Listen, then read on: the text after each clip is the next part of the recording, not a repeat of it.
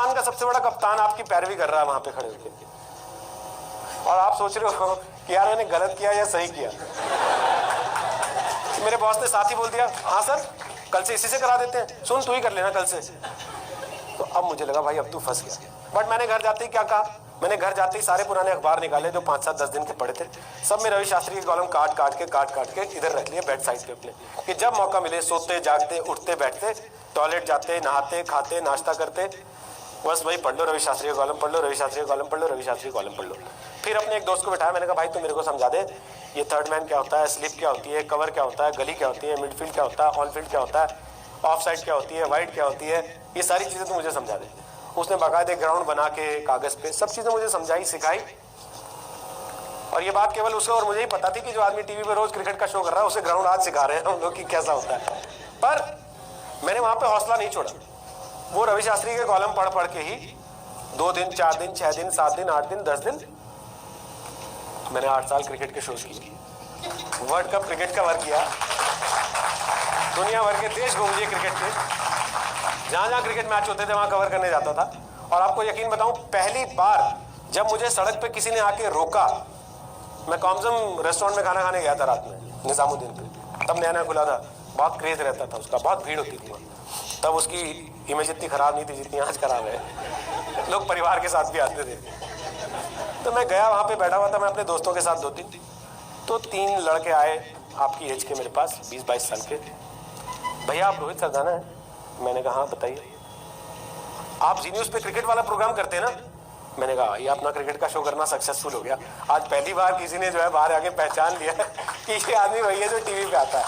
आप सोचो, मैं जब अपने घर से निकला था तो मैं थॉट लेके निकला था कि भाई आप जब बाहर निकलो तो लोगों को आपको पहचानना चाहिए। तब वो 2006 में जाके, 2007 में जाके मुझे लगा, 2008 में जाके कि हाँ भाई अब उस दिशा में आपने बढ़ना शुरू कर दिया।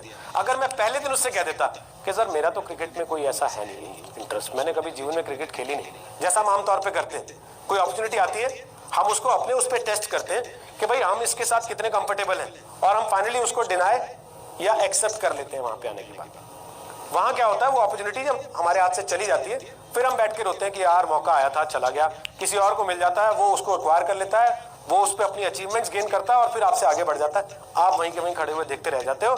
आप बाद में कहते हो, जैसे वो शाहरुख वाली फिल्म थी चक दे, तो बाद में कई हीरोज कह रहे थे हाँ वो मुझे रोल ऑफर हुआ था, मैं उस वक्त कर नहीं पाया क्योंकि मैं बिजी था। भाई शाहरुख खान ने कर लिया और चक दे इतिहास बन गई, है ना। दंगल आमिर खान ने कर लिया, वो इतिहास बन गई। ऐसी कितनी ही फिल्में आपको मिलेंगी जहां पे एक हीरो कर लेता है, वो इतिहास बना देता है, और बाकी के लोग बाद में आके कह रहे होते हैं एक्चुअली ऑफर तो मुझे ही की गई थी लेकिन मेरे पास टाइम नहीं था। भाई तब तेरे पास टाइम नहीं था, अब तेरा टाइम खराब हो गया इसी वजह से। आप लोगों को मेरा यह सुझाव है कि जीवन में जब भी कोई ऐसा मौका आता है, कोई अपॉर्चुनिटी आती है, कोई ऐसी चीज आती है जहां पे आप हो सकता है उस समय उसके मास्टर नहीं भी हो, उसको डिनाई मत करो, उसको धक्का मत मारो, उसको लात मत मारो, उसको पकड़ो, अपने आप को जज करो।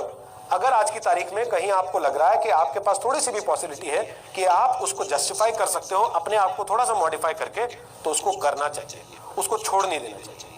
क्योंकि जब आप छोड़ दोगे तो वो किसी और के लिए हो जाएगी, और जब वो किसी और के लिए हो जाएगी तो आपका कंपटीशन आपसे वहां से आगे निकल जाएगा, आप उससे पीछे रह जाओगे। तो मैं आप लोगों को सिर्फ इतना ही आज ये कहना चाहता हूं कि हम लोग बहुत सारी चीजों में, बहुत सारे मौके आते हैं जीवन में जहां हम बहुत छोटी छोटी बातों से कि अच्छा इसने ऐसा कह दिया, उसने वैसा कह दिया, इसने तो मेरे मन का नहीं कहा, मेरी मम्मी ने ऐसा बोल दिया, मेरे पापा ने ऐसा, हम उन चीजों को जाने देते हैं और फिर बाद में हम पछताते हैं।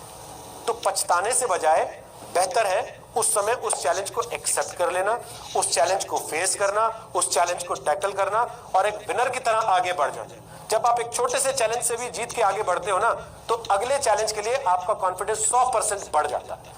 फिर सामने कोई बड़ा चैलेंज भी आता है तो आपको लगता है कि ठीक है जब मैंने वो कर लिया था तो ये क्या चीज है, मैं ये भी कर ही लूंगा। और जब आप ये सोचते हो ना कि मैं ये भी कर ही लूंगा, तो फिर आप कर लेते हो। फिर कितनी भी दिक्कतें आए, फिर कोई आपको रोक नहीं सकता।